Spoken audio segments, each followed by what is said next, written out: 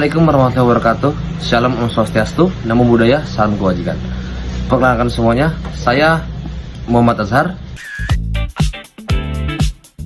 dari Prodi Teknik Elektro Software Engineering konsentrasi GCS D4.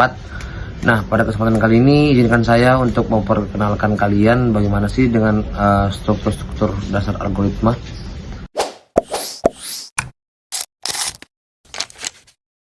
Melalui tugas ini, mahasiswa diminta untuk mampu memahami bahwa program Python itu dibuat tersusun dari struktur dasar algoritma. Nah, yang kedua, mengidentifikasi struktur algoritma pada kode nyata. Yang ketiga, menjelaskan logika program secara lisan dengan runtut. Nah, yang keempat juga mahasiswa dilatih kemampuan komunikasi teknis atau technical communication. Pertama-tama kita perkenalan dulu ya sama dasar-dasarnya. Apa sih yang dimaksud dengan struktur-struktur tadi yang saya sudah jelaskan? Itu adalah struktur dasar untuk pemrograman nih teman-teman, untuk di Python terutama ya. Itu ada 3 teman-teman. Ini yang paling dasar ya, yaitu struktur sekuensial, struktur iterasi, dan juga struktur seleksi. Nah, yang dimana struktur sekuensial adalah struktur yang dijalankan dengan berurutan. Tidak boleh ada yang terlewat satupun, tidak boleh ada lompat-lompat atau ada yang terlewati dalam langkah demi langkah teman-teman ya. Nah, baik, yang kedua struktur seleksi. Seleksi itu struktur algoritma yang memilih langkah berdasarkan kondisi. Itu kalau buat struktur seleksi. Nah, yang ketiga struktur iterasi teman-teman. Iterasi adalah struktur algoritma untuk mengulang langkah yang sama yang bertujuannya untuk menghemat tenaga dan serta menghindari penulisan yang berulang kali. Contohnya seperti ini teman-teman, kalau struktur iterasi ya, kita menulis kita disuruh membuat daftar absen sebanyak 100, kan beda-beda tuh 100 dari kayak 1, 2, 3, 4. Nah itu kan ini kita daripada kan seperti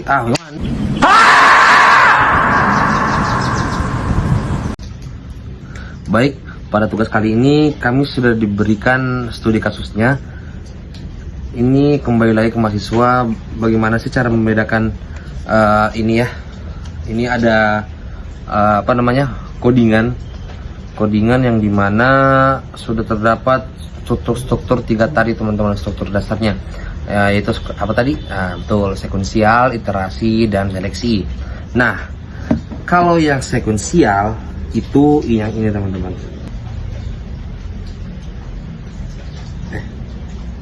Nah, ini itu adalah sekuensial teman-teman ya, yang artinya tanpa loncatan, harus satu persatu, langkah demi langkah, urut demi urutan. Nah, yang kedua itu ada di seleksi. Seleksi itu tadi yang struktur algoritma yang berdasarkan kondisi ya. Nah, kalau yang kondisi ini itu dia ini teman-teman, ini. Nah, yang itu adalah struktur seleksi. Nah, kalau yang iterasi itu kan tadi algoritma yang mengulang langkah yang sama ya, supaya lebih supaya lebih cepat, hemat energi, terus menghindari penulisan yang berulang. Nah, itu teman-teman, ini EOS. Nah, ini set. Nih.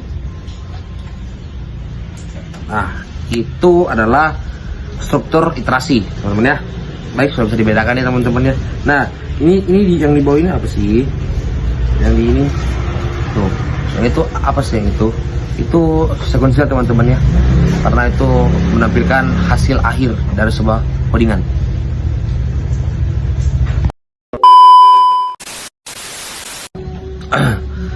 Dari ketiga tadi teman-teman, setiap struktur itu memiliki perannya masing-masing. Seperti struktur sekuensial, jika tidak ada struktur sekuensial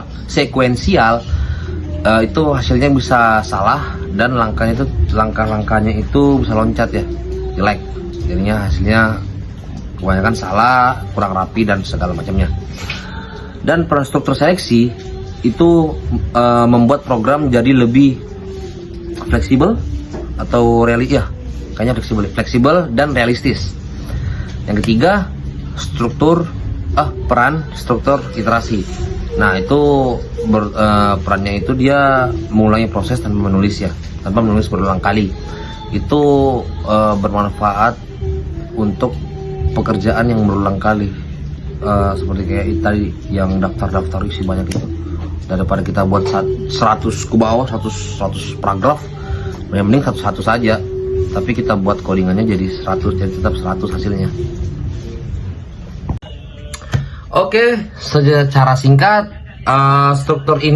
ketiga struktur ini bekerjasama untuk membentuk logika program. Sekuensial memastikan eksekusi yang teratur, iterasi memungkinkan pengurangan yang efisien, dan seleksi memberikan kemampuan untuk membuat keputusan dalam program.